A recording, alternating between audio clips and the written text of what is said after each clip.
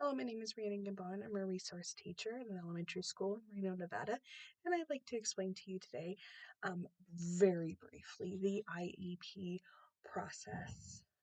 Since this is an elementary school context, the student has very minimal involvement due to the fact that it's not really, at least in the Washoe County School District, until the student is 14 that they are eligible to start speaking into it. Of course, we take in the student's social emotional needs when we are doing the IEP process, but really at the end of the day, for right now with elementary school, the IEP team includes the following: the general education teacher, the special education teacher, which is often a research teacher, or even CLS strategies or SIP teacher, the LEA, which is typically a dean, vice principal, principal, or learning facilitator or member, an upper member of district staff, as well as the parents. We are a team. This is a unified decision making process. We do this together. There is no such thing as one person over the other. The idea is that we do this collaboratively so that we can do what's best for your student. As you are new to this process, it can be a bit overwhelming.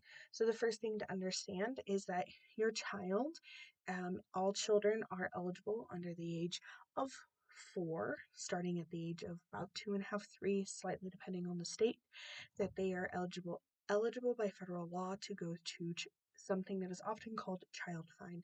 At child find, you're able to have your child evaluated and see if they are eligible for to get a referral for early intervention. If they are not eligible at the time, that is okay. If they are, either way, at some point in time, your child has to be evaluated and then referred. If they are under the age of 5. Once they are in school, they are actually reverses. So they go through often what is called the MTSS or RTI program, and they are slowly tiered up until it is clear that the interventions that the school is providing is not sufficient enough to meet the student's needs. Instead, they are referred to be evaluated. Once the student is evaluated, which part of federal law requires that to be a wide range of tests, assessments, measures to gather as much data as possible to find the correct eligibility. At that point, then your child can be listed as eligible based off of 13 different criteria. However, just because your student is found with a disability does not necessarily mean they are eligible for an IEP. In order to be eligible for an IEP, you must have a listed disability based off of the 13 categories as portrayed by the IDEA Act, and your child must need specially designed instruction.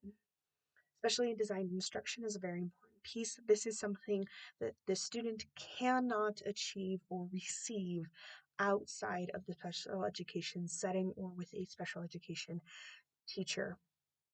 If they are able to fully complete their work and they are doing okay or within grade level, this is not about grades, this is about their abilities. If they are achieving at grade level with average comprehension, then they would likely not be eligible for an IEP. Let's say your child has been referred, evaluated, and is eligible for an IEP. At this point, you now will meet probably for an hour with someone like me, a resource teacher, and they will go over the IEP with you. Now, the IEP has a lot of moving pieces to it, but the main basic things that every IEP must have is things like a list of accommodations the students need, both in classes and on tests, that we give present levels of academic and functional academics. I know that, or sorry, performance, not academics twice. And this is where we look at what is the student doing and how can we improve it from here, and then how that their eligibility is actually affecting their ability to make progress in the curriculum. We must provide you with measurable goals, including objectives for all the needs, areas of need. So if they have OT, PT, speech and language, etc., that would be included, as well as for reading, writing, functional academics, which is your ability to physically function and move around the school, um, So yeah, so you need that, and then you would need a list of what services the child is going to receive, any related services, again, that would be the PT, OT, etc., and any supplementary aids, such as a one-on-one aid or even something as assistive technology, the physical iPad or tablet or laptop that they get.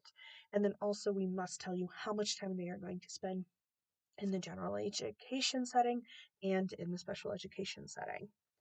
And so once the process gets started, you can be guaranteed to receive quarterly updates from your special education teacher, as well as a yearly IEP review where we go over their past IEP and then we say, what are we going to work on going forward, which always must be at grade level. So even if the student hasn't mastered the skill at a younger level, we still progress them forward because we want the students to be pushed to succeed to the best of their ability. At any and all times, you can reach out to your resource teacher, to your general education teacher, your LEA, which again is your principal, vice principal, dean, etc.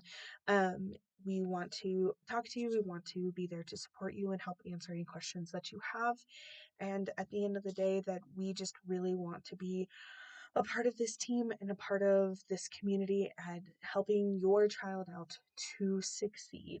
And so we want to make sure that we protect your privacy. And so that is why we always provide to you the procedural safeguards, which talk about your privacy, talk about your rights, which includes your rights to privacy, your rights to redress any issues you have, as well as specific deadlines that help us to all stay accountable to each other and make sure that the student, again, is provided the best education that they can possibly have. I thank you so much for your time, and I hope you have a lovely day.